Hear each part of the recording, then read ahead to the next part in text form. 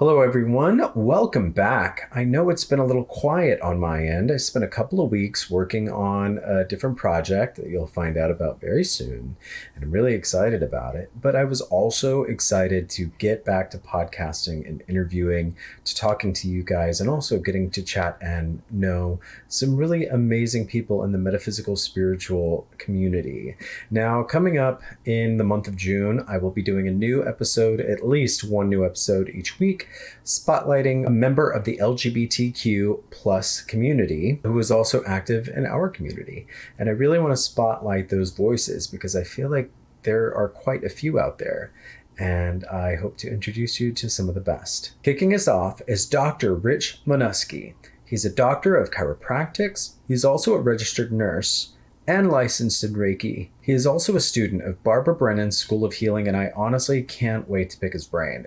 It's a school of healing that I was considering attending, and I still might. Today we're talking about energy work and the place that it could have alongside modern medicine. I'm excited for you guys to meet Dr. Rich, so let's dive right in. I'm your host, Ray Medrano, and welcome to Woo Woo.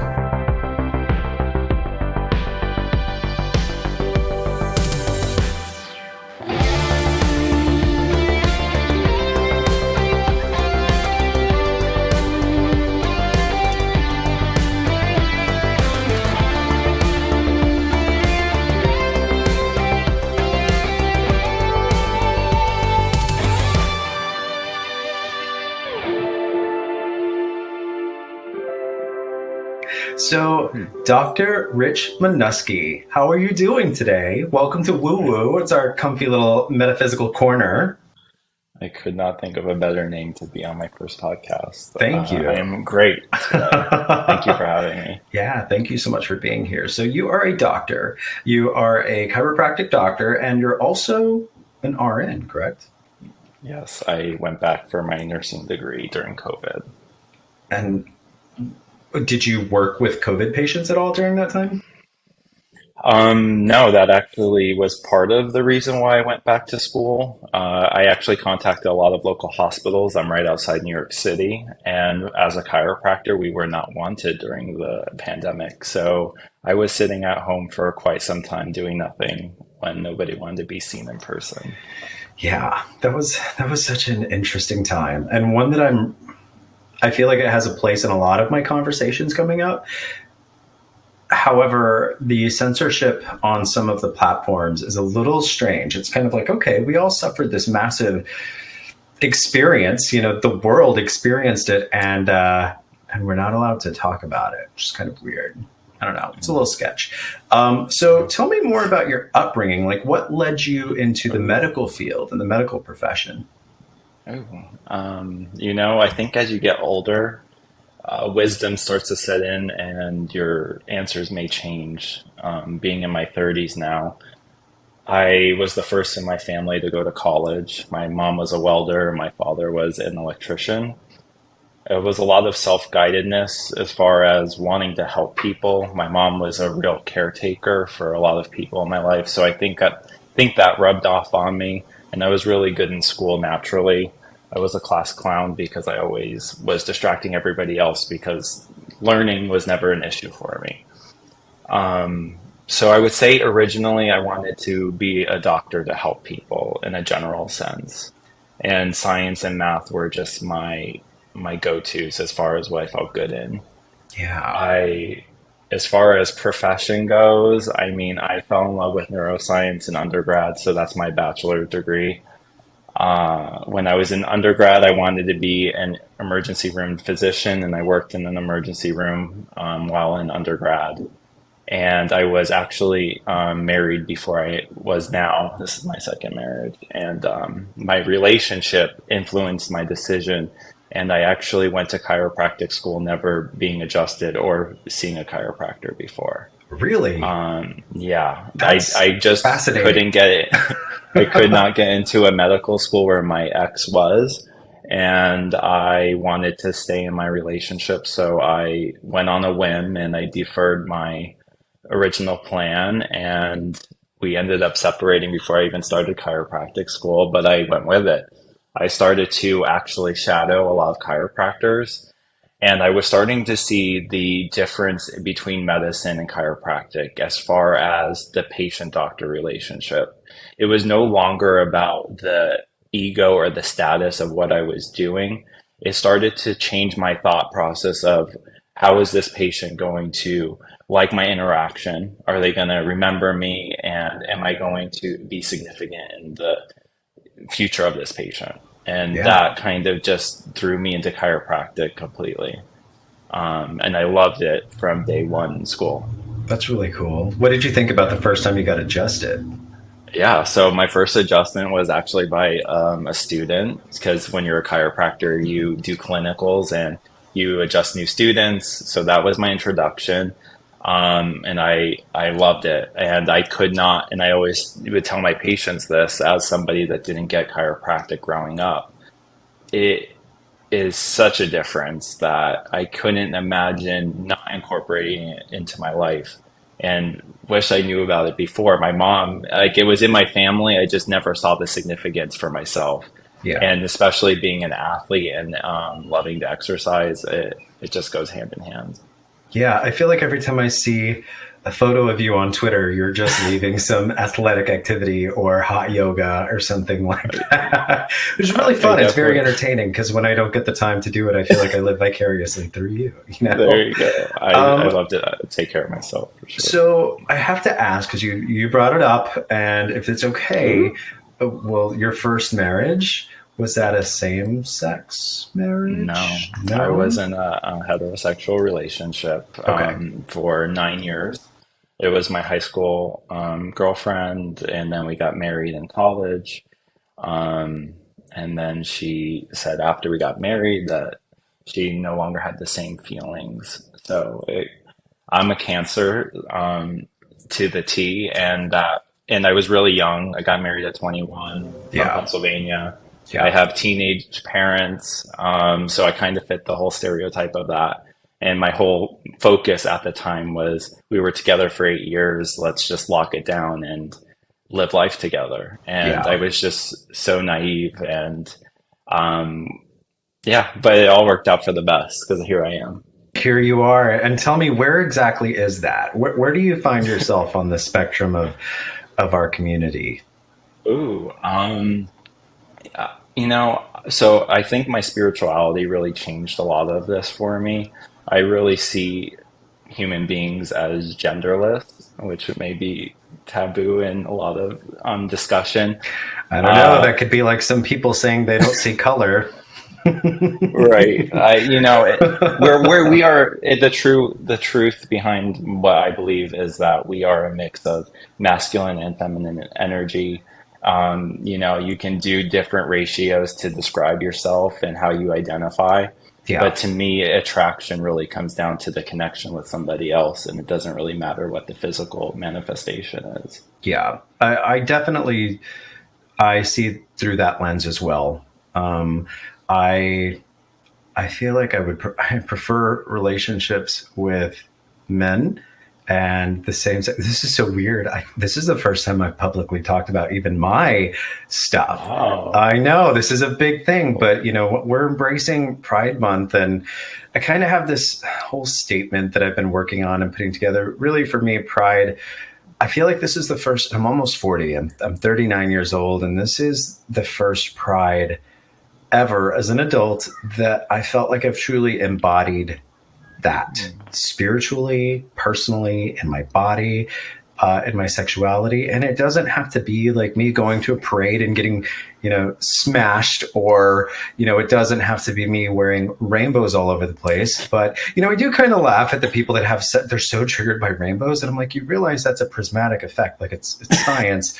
It's, it's just like the spectrum getting split, but it's all around us anytime you look at light. And I don't really get that. But it's, to me, the first time I've been comfortable talking about spirituality, metaphysics, and I don't know, it's kind of a big deal for me. I'm sure I'm probably, because I haven't even announced this podcast theoretically, like on my mains. okay. So this is going to be big. This is going to be huge. Awesome. And all of the people that I'm lining up, like yourself, that are participating this month, I'm really excited about.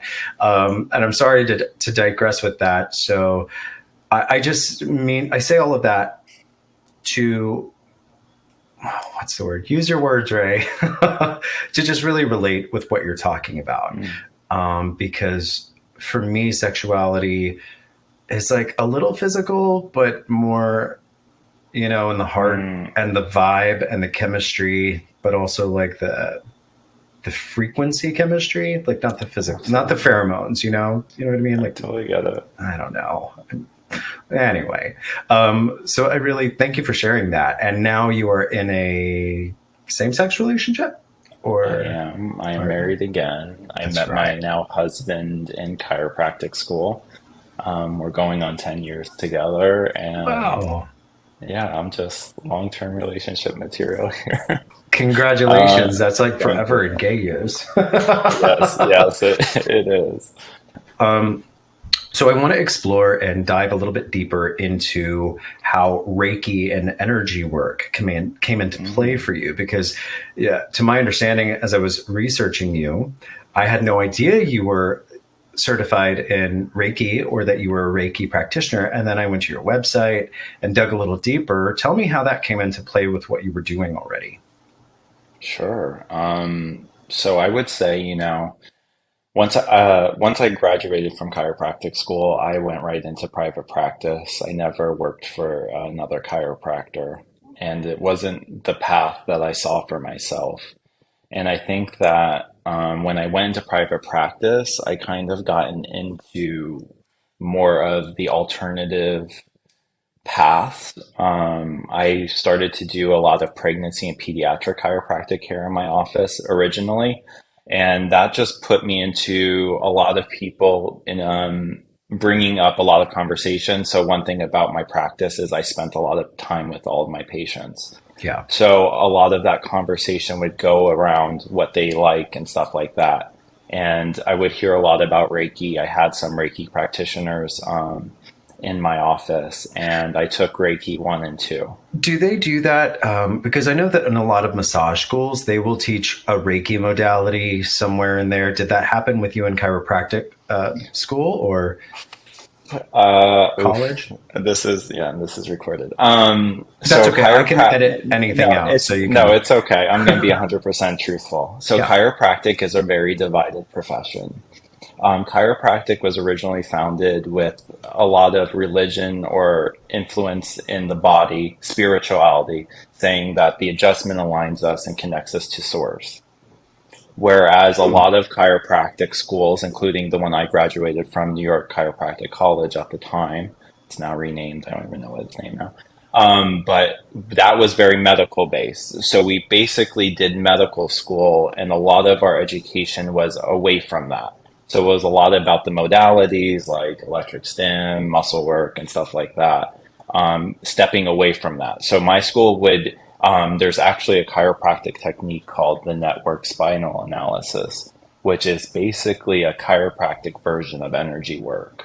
And my school Wow. was, yeah, 100%. I go to a practitioner in New York City. I highly recommend looking into it. Yeah. It's on my list to learn amongst everything else that I'm already doing. Same. But my school really talked down about it. So I never paid any mind to it. I was like, programmed to think the way that I was being taught. And then I Goop Lab spotlighted network spinal analysis. And then I went and I got personal and a personal experience by being adjusted that way. And it was wild. So long story short, in school, my school, no. In other chiropractic schools, probably not Reiki, but maybe like network would be taught because Yeah. it's more of a chiropractic thing. But no, Yeah. normally we're not. Interesting. So I'm still shook on the fact that chiropractic work is was more religious and spiritual. I mean, I get that there's aspects of like because my chiropractor that I go to also has like a traditional Chinese medicine specialist there, and so I guess that's more, I don't know. I'm just really surprised to hear that, but also kind of grateful to hear that. Although it is Yeah. unfortunate that the school you went to was kind of shunning away from that, because I feel like there Mm, isn't a big enough space in medicine and holistic practice. mm, Right now, kind of the big thing that I'm going through is, as I'm working on my project to help and heal people in my way. I am not a doctor. I am not a medical practitioner.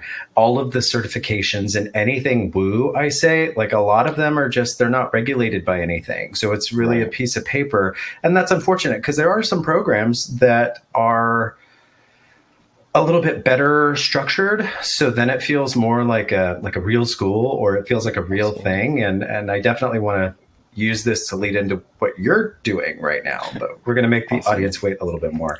But for me, there's that fine line of like snake oil, stuff that Mm, actually works, tried and true. And I mm. feel like there isn't a big enough space and a welcoming space for holistic medicine or naturopathic things in the medical environment. Would you agree with that? 110%. We are so programmed to follow suit into outdated models and to limit ourselves from experiences that can truly change and transform our lives. To take at face value anybody saying anything as absolute, or especially when medicine itself has changed drastically over the years. Yeah. It's kind of silly to believe with blind faith that nothing outside of what is said as to be right is not real. Yeah. So And I, well, that being said, have you gone down the rabbit hole of YouTube videos of the reality as a hologram theme or topic? I would say I probably dabbled in it because spirituality, my mind is just so expansive to what I truly believe as our Yeah. existence. So Yeah. I probably have. Do you find that in the process of exploring spirituality versus science, that your mind can be so open that you basically screw yourself into a corner and you're like, I don't know what I believe. Like I believe so many different things and they might contradict each other. Do you find yourself in that Ooh. space ever? I think for me, a lot of what I'm drawn to in the spirituality world all makes sense. And it's almost like a deeper knowing, to where in chiropractic school and in nursing school, there's been things where I'm like, this is kind of like outdated and there's stuff that we should be doing instead. Yeah. Yeah, it doesn't change because we're all about the criteria to be this. And spirituality has so many different avenues, yet they all kind of overlap and fit together, which Yeah. is the most beautiful part of it for me. That's really cool. I got to ask, and Ooh. again, and this kind of ties into what you're doing now, but being a member of the LGBTQA plus community, I don't know officially what it is now. So usually I'll stop at QA plus, somewhere around there. And I need to do better to understand that and study it more. But um, would you say that that has played a role in your compassion or ability to heal other people? Ooh. Um, I think a lot of being a healer or somebody that wants to genuinely help other people, it really starts with wanting to help yourself. Sure. I think that the benefit of being in the LGBTQIA community is that you get more comfortable with who you are versus, well, some people. I mean, some people still suppress who they are. But I think the more you are able to tap into that, what makes you you, the more you can open it for everybody else. That's really cool because I think there's a lot of people that would like to say it doesn't matter, that they're going to treat everybody the same and they're going to Right. heal everybody the same. And in a perfect world, that's wonderful.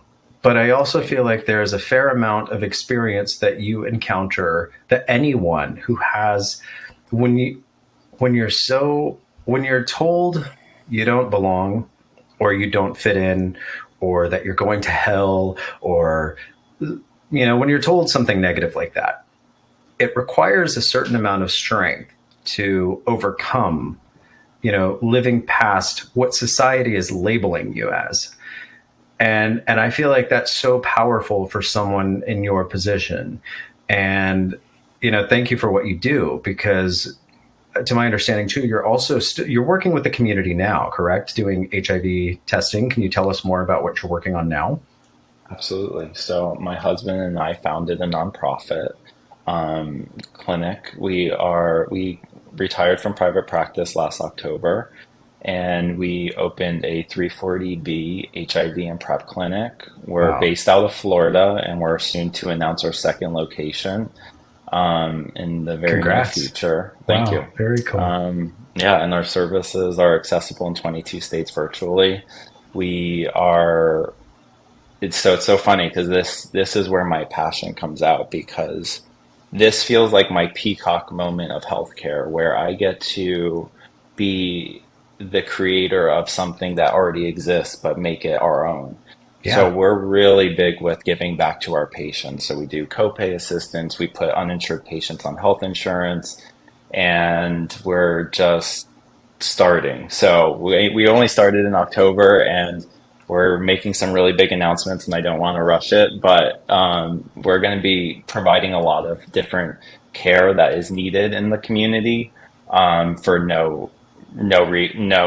like at no cost to our patients, which is what I think healthcare should be. It should be accessible. People shouldn't be questioning what they need or deciding if they need it. It should just be there, and that's what I get to Yeah. do now. That's so cool. That's wonderful. I got to say thank you. Oh, And you get to, yeah, yeah, you're right. Like you it's a get to gift. peacock it a little bit. Yeah. That's so beautiful.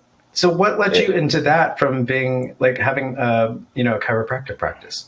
Sure. It's a lot of things, and I am very open about it. In private practice, I never enjoyed the monetary part of business. I was always uncomfortable asking for money for my services. I undercharged in Manhattan and would have to see a lot of patients to make up for that. And Yeah. it took away from me in a lot of avenues. And when my husband and I went into nursing, we had the amazing opportunity to do our clinicals in a clinic like ours. And that just opened our minds to, and we started watching It's a Sin.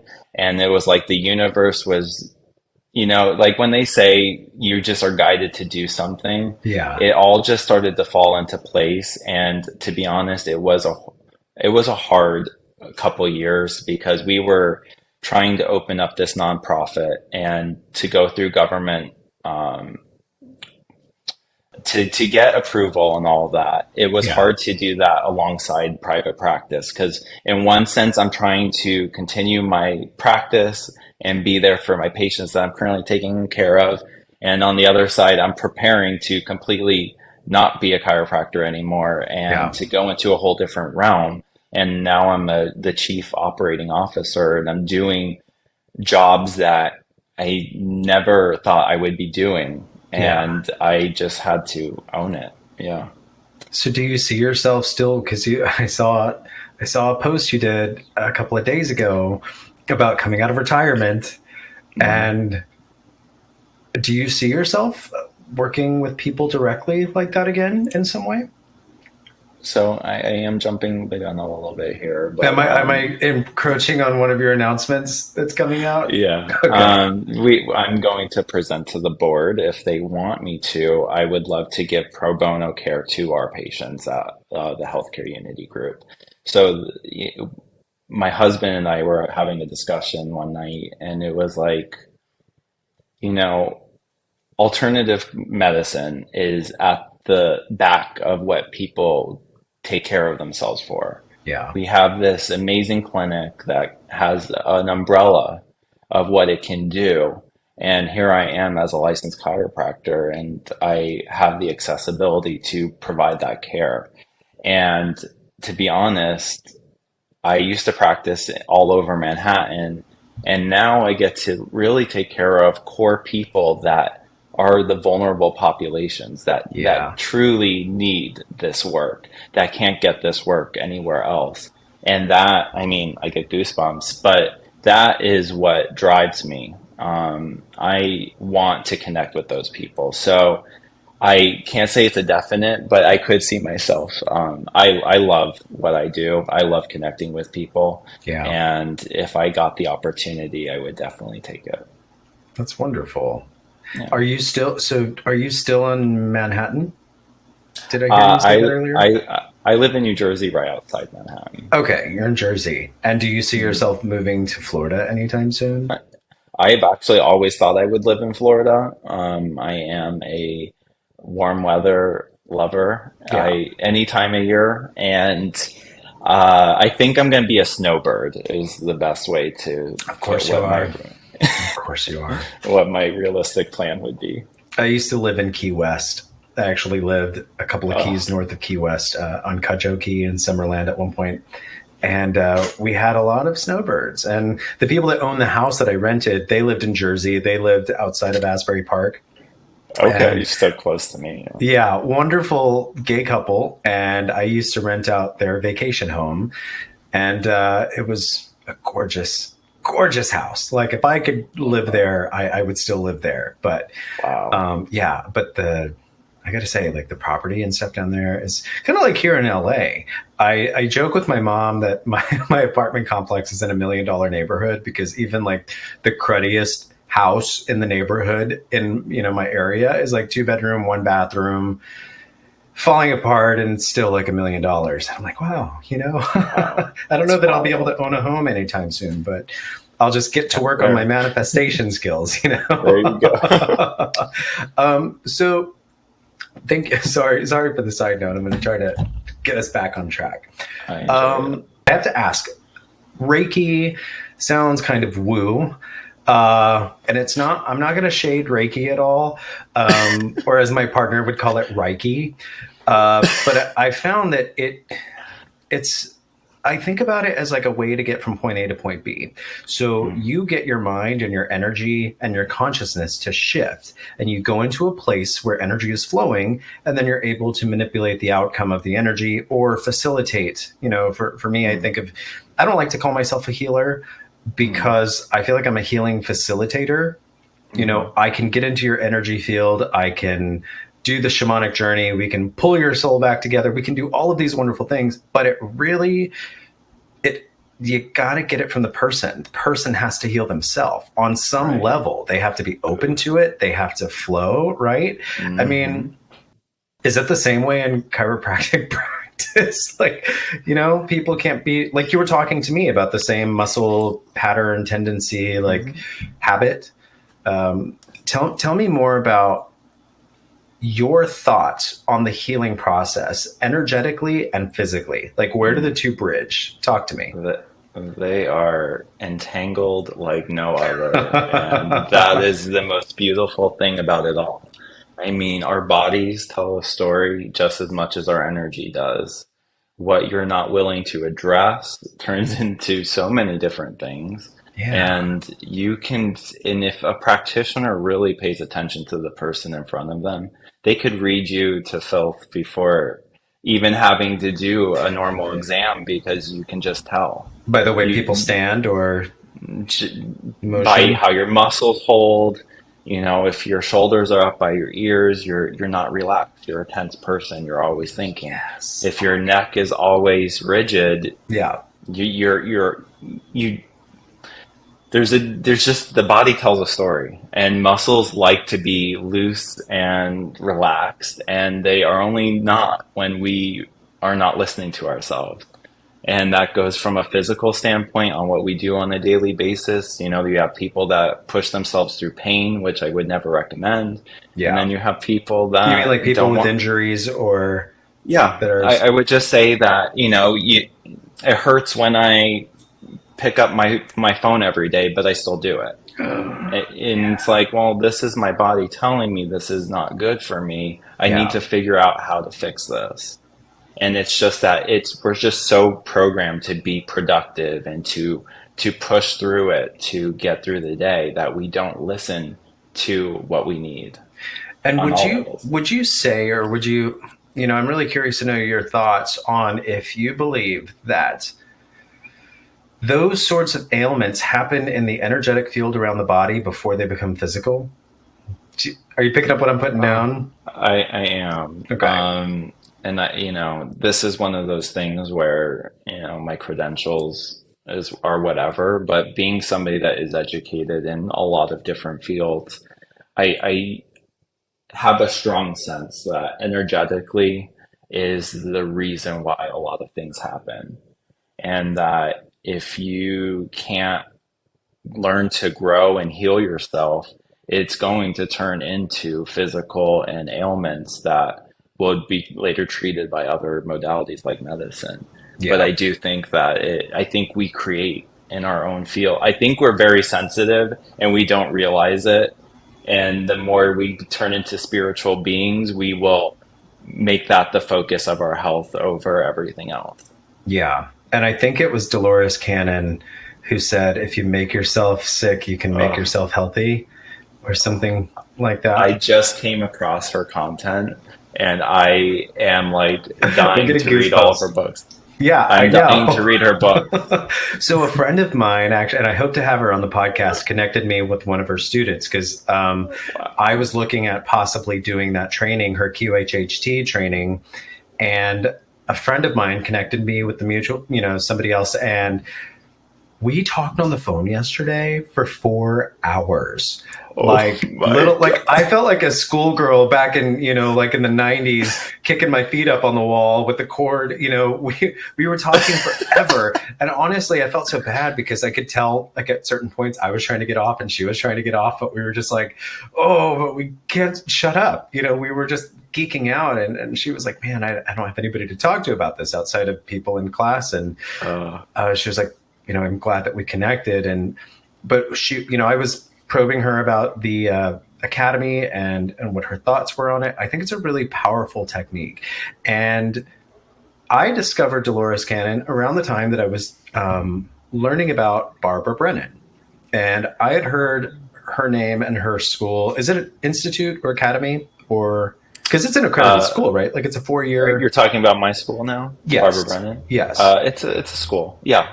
It's an accredited, nationally recognized 4 year degree, correct? Like a bachelor's degree. You can choose to do a bachelor's where you'll actually get a degree, or you can just do the school's curriculum as well. Oh, interesting. They have done both. I didn't know that. Okay, Yes. so it is a healing school, correct? Yeah. Yes. What kind of healing? Oh.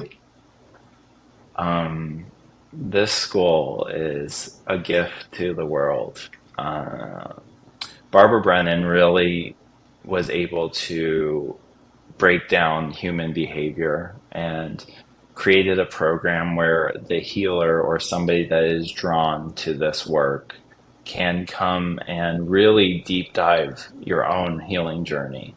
Yeah, So a lot of what we do is really introspection on ourselves because the theory is when you're doing healing work, our shit comes up, not necessarily the yeah, person we're working with. yeah, Because a lot of what we do is transference and projection.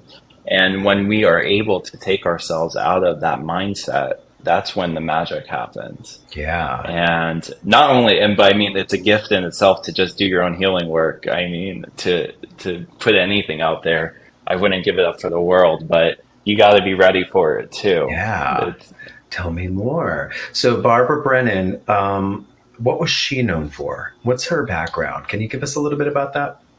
yeah, I will do my best because I've never met Barbara. She actually passed away as I started this first year. Yeah. She recently passed away. So Barbara was a NASA scientist of some sort in her first career, and then she started to really tap into, visuals of seeing auras and stuff like that. Yeah. And I know that a lot of her work before she started the program was with psychologists and other mental health professionals, where she would collaborate and witness what was happening, but give the energetic description to the facilitator so that they can work together to help the patient. Yeah.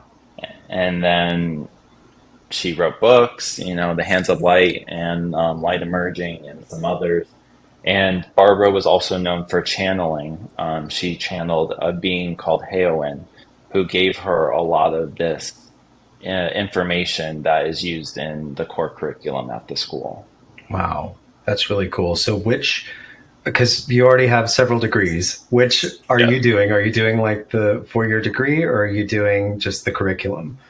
So I was in my master's to become a nurse practitioner when I first started, and founded Brennan. I put a leave of absence to start my first year, and I was going to make a decision after this. I'm about to finish.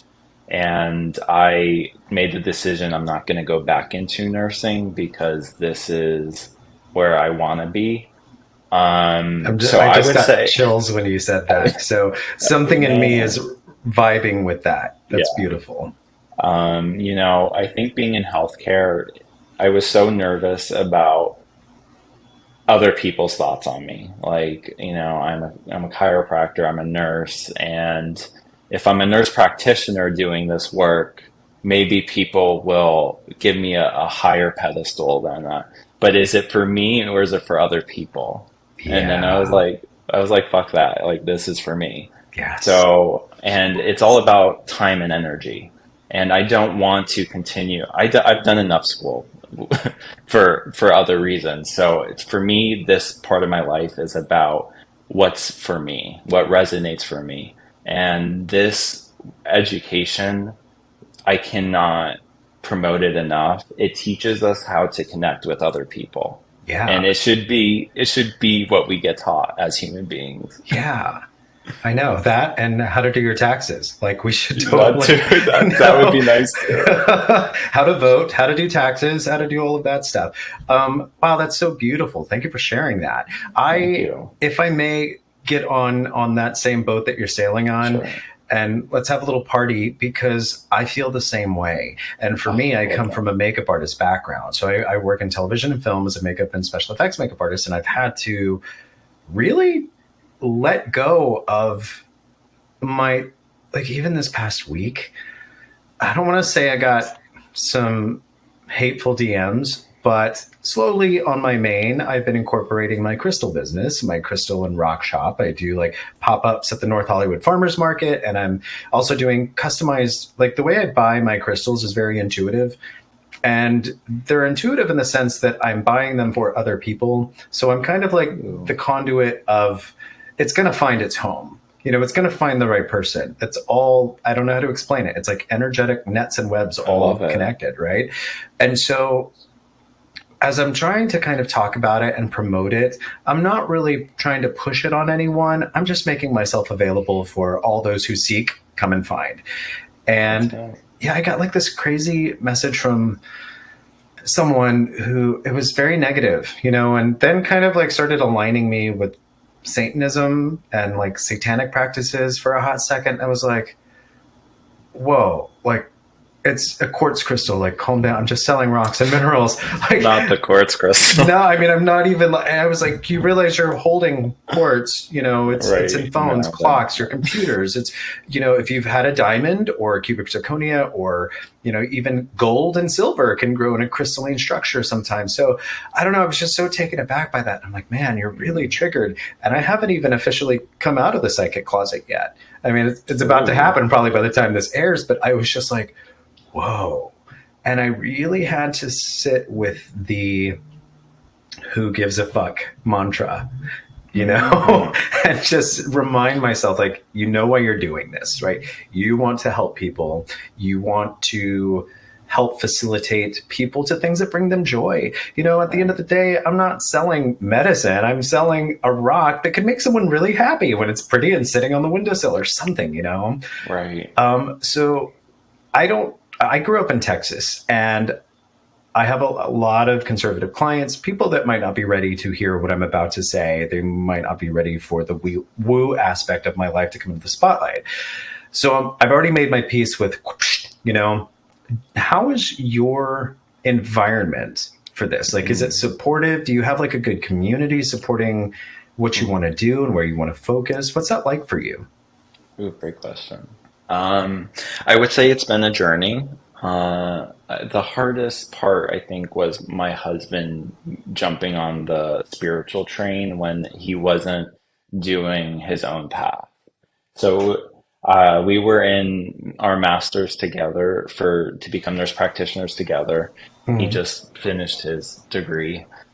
So when I jumped ship and went on my own path, I think that that was the biggest obstacle in my life. For my schooling, Sure. we have a beautiful, beautiful community. We have about 25 of us in my class, and it is the most loving, supportive group of human beings you could ever imagine. Is this in So, person or is it online? so our schooling is hybrid. We go in person every 2 months for 5 days, and we're all really, some of us more than others are all really connected with one another outside of it. I'm going to see a lot of my classmates tomorrow, actually. That's cool. Yeah. And that I think is really what has given me the foundation to not care what anybody else thinks. I Yeah. have my core group where I can be as real as possible and not care and accept all of me and just show that to the world, because if I have this group, then what am I afraid of? Because I don't like everybody out in the world, no offense. Yeah. There's Yeah. people that just aren't my cup of tea, and I don't expect to be everybody's favorite person either. But when you have that foundation, that's what makes this whole journey easier. Yeah. I feel like with spiritualism, I saw a lot of things that I didn't like in myself, like being judgmental. And, it's really easy to get baited into somebody who does a horrific crime. And then all of a sudden you're like on the hate, bandwagon. And you're just like, man, that person needs to suffer and burn and throw the book at them and all this stuff. But then there's also a part that like hooks you back and you think, I wonder what sort of spiritual journey they're on. Like, were they supposed to do that? Was that part of their plan? And why does their plan have to involve hurting other people? But then you think about the victims and you're like, wait, was that part of their plan or was it accidental? Like I blow my own mind up every night. Like, it's always something in my head because I'm thinking about this stuff all the time.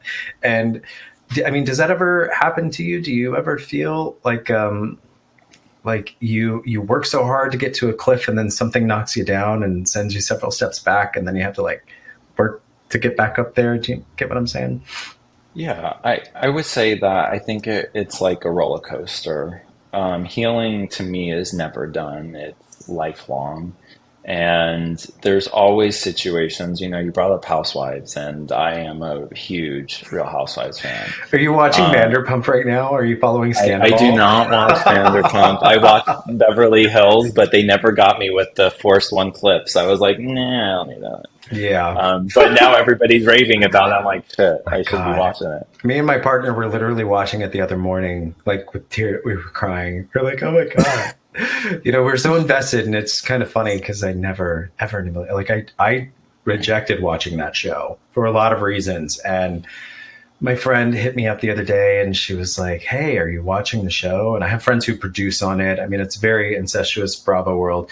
And I was like, no, no. And they're like, oh my God, you have to watch. And it's a little weird for me too, because actually several of the cast members live around like Wow. a few blocks away from me, Yeah. like Tom, Ariana, Jax, all, like they, Schwartz. You don't know these people, but we live in their neighborhood, and Wow. it's just really weird. It's like, I guess we'll watch it now. It just feels very bizarre and surreal to watch these people's lives because it's theoretically they're unfolding around us. It's a little weird. Right. So you watch The Housewives. What are your thoughts on the whole thing? Oh, I, I, it has changed, right? Because I would say I was very vocal in my opinions on a lot of Housewives as watching through. Yeah, And now I'm trying to meet my judgments, because it would be interesting to go back to my tweets, because I'm sure they're out there in the ether, yeah, and to see what I was bothered by, because project what we're bothered by in ourselves. You Interesting. know, I like that. Like a nice little research project here. like Housewives. what didn't you like about your life that you're complaining about other people? Because that's all we do. Yeah. Yeah. That we wouldn't be bothered if it didn't bother us about ourselves. I think the majority though is injustice. I think That's fair. injustice That's is fair. the appetizer platter that like sucks everybody in to sit down for the main Hmm. meal. It's like people love to see injustice and then criticize it. But again, reality shows are edited. You're Hmm. only seeing a very small part of the bigger picture. Right. And I think that's what used to bother me so much about when I worked with the show that I worked on is there was so many things happening behind the scenes and all this drama, and it was such a small part that people are casting these really harsh judgments and saying really mean things, and I'm just like, you don't even know, you weren't Right. there, you don't even go Right. here. No. But Well, that's part of the game. and and like I said, like now that I'm getting older and I'm becoming more wise, I also don't have as many judgments because now I'm like, well, they are on reality TV for a paycheck. Like this Yeah. is what they signed up for. Yeah. To be even bothered or emotionally invested, besides just enjoying it for pure entertainment, Yeah. it's kind of silly because this is not like you know more than anybody out there. It is not even for real. It's not reality. It is produced drama Yeah. It is produced drama. with some nuggets of reality in there on some seasons. But Yeah, and like it's entertainment, and that's the kind of part that I've tried really hard to get out of binging shows because I mhm. feel like it's a waste of time. Like right now, when I should be focusing on starting a business and all of this stuff and focusing on my content, I should not be giving so much energy to mindless stuff. But there's a part of me that feels like sometimes that's my only connection to something a little bit like it's a distraction. But Mm, also, I found that when I started my spiritual journey, it feels a little lonely. And that's why I mm, kind of equate it back to being in the closet again. Is there's a whole aspect now of my life that I can't talk about around certain people. So I was closeting myself because I didn't feel safe to communicate these ideas. And, that's, kind of for me going back into this realm, there is a fair amount of growth happening, but also PTSD triggers, or, mm. just triggers that took me back. And so I find that it's a little lonely. And as I put myself out there more and I talk to more people, I'm meeting more like minds. And, I'm really glad to meet you and Same here. that you could be here with us. Do you have any big Pride plans? Are you going to be going to Florida? I hear they have an amazing Pride celebration. Um, One, I just wanted to say that I think you're going to attract a lot of your community once you start to share your truth. I think that what resonates with people is going to ultimately bring your core people to you Thank you. once this comes out. Thank you. Um, as far as pride goes, I this is one of my things that I'm really trying to work on. I really remove myself from those situations. I don't like to drink anymore. I don't do drugs like that. So to me, a lot of pride is that environment. Not that Yeah. it is all that, Yeah. but that tends to be what surfaces, and I've just never really gravitated to that. So pride to me isn't really a big deal in that sense Yeah. because the pride is helping the community, and that to me is 24/7. Wow. That's So beautiful. Yes. yeah, and like I just try to, like for Pride Month, I was just sharing LGBTQIA businesses on my social media. Like there's just little things that we can truly do as a community, let alone allies. I mean, our community alone could do so much more to support one another and Yeah. actually be there for each other so that we don't feel isolated and alone, like most, I would say, do just from my experience with a lot of people within the community. There's a Yeah. lot of alienation and loneliness, and it doesn't have to be that way. Yeah, that's beautiful. Thank you. Thank you for sharing Thank that. you. If you'd like to find out more about today's guest, please check out the comment box below for more links and more information. Until next time, Moo family.